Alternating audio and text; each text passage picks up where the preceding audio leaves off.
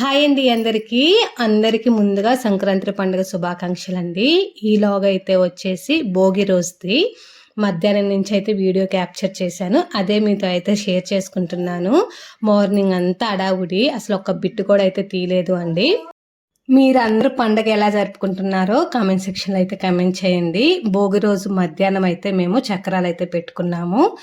మాకు ఊహ తెలిసినప్పటి నుంచి అయితే మా అమ్మ పండగలప్పుడు అంటే పండగ ముందుగా ఎప్పుడు పిండి వంటలు అయితే కంప్లీట్ చేయలేదు. ఎప్పుడు చూడు పండగ 3 డేస్లోనే పిండి వంటలు అయితే అవుతాయి. మా సైడ్ మ్యాక్సిమం అలానే అవుతాయి. ఎందుకు అవుతాయి అలా అంటే మాకు కరెక్ట్గా ఈ ఫెస్టివల్ సీజన్ వచ్చేప్పటికి అయితే ఫుల్ నాట్లతో బిజీగా ఉంటారు.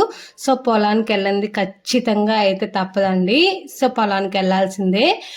ముఠా నాటికి వెళ్ళొచ్చి ఈవినింగ్ నైట్ పూట అయితే 8:30కి అలా పిండి వంటలు అయితే చేసుకునే వాళ్ళము.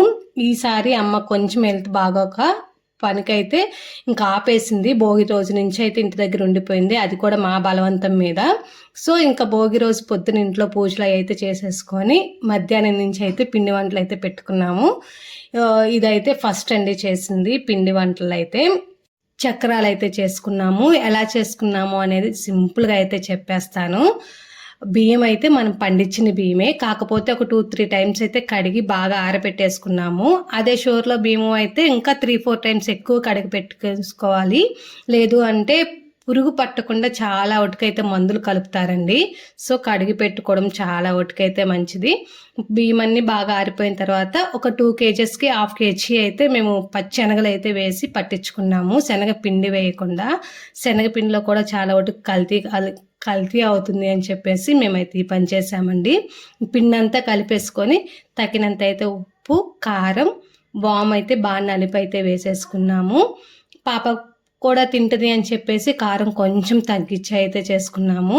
ఇంకా అయితే స్టవ్ అయితే పెట్టేసి ఆయిల్ అయితే పోసేసుకున్నానండి. కళాయి పెట్టేసి ఎప్పుడైనా ఆయిల్ డబ్బా ఈ యాంగిల్లో పెట్టి పోసాము అంటే మనకు సైడ్ అయితే ఆయిల్ కారదండి. సో మనం ఎలా పోస్తామో అలానే పక్కలమిటి అవ్వకుండా అయితే ఉంటుంది.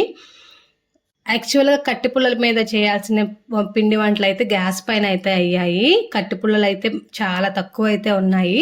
సో అవి సరిపోవు అని చెప్పేసి ఇంక స్టవ్ అయితే తీసుకొచ్చేసి ఇలా చక్రాలు అయితే 2:33కి అయితే కంప్లీట్ చేసేసాము. 1:30కి అయితే పెట్టాము. గట్టిగా గంటన్నరకి అయితే పట్టింది.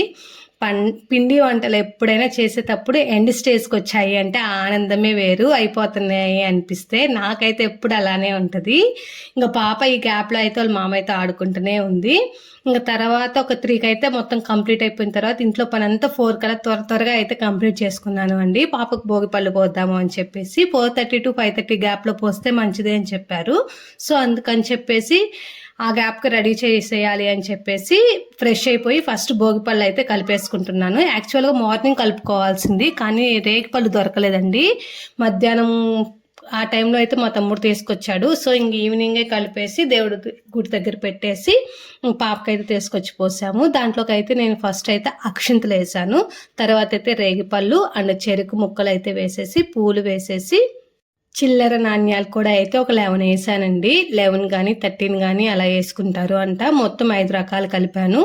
మీ ఇష్టం, మీరు 9 రకాలైనా కలుపుకోవచ్చు అంట. ఇంకా శనక్కాయలు అలాంటివి కూడా ఉంటే వేసుకోవచ్చు. నేను ఇంకా అన్నీ ఎక్కువైపోతాయి అని చెప్పేసి అయితే వేయలేదు. ఫస్ట్ అయితే తల్లినే పోయాలి అంట, ఎందుకంటే తల్లి తీస్తే పిల్లలకి ఎక్కువ ఉంటుంది అని చెప్పారు.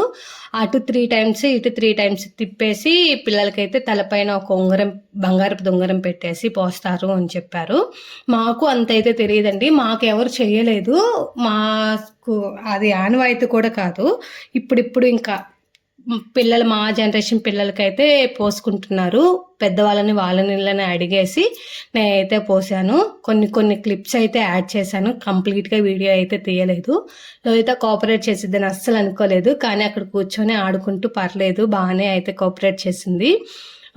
అందరూ నాటికెళ్ళిపోతున్నారు కదా, సో ఎవరు అయితే ఎక్కువ లేరండి ఇంటి దగ్గర. సో పెద్దవాళ్ళ ముగ్గురము, తనకంటే పెద్దవాళ్ళు 2 అక్కాయలు, మొత్తం 5గురం అయితే పోసాము. అసలు పిల్లలకి రేగిపళ్ళు ఎందుకు పోస్తారు అనేది నాకు తెలిసింది ఒక మొక్కలో అయితే చెప్తాను అండి. పిల్లలపై ఉన్న నరదిష్టి కానీ, నరఘోష అండ్ గ్రహాల పీడ ఇలాంటివి ఏమన్నా ఉన్నాయి అంటే తొలగిపోయి పిల్లలు ఆరోగ్యంగా ఉండాలి అని చెప్పేసి పోస్తారు.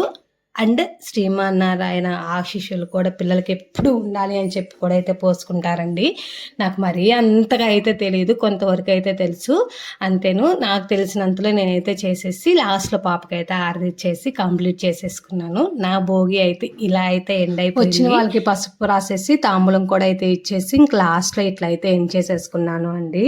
ఇంకా మీకు ఈ వీడియో ఎలా ఉందో అయితే కామెంట్ సెక్షన్లో అయితే కామెంట్ చేయండి.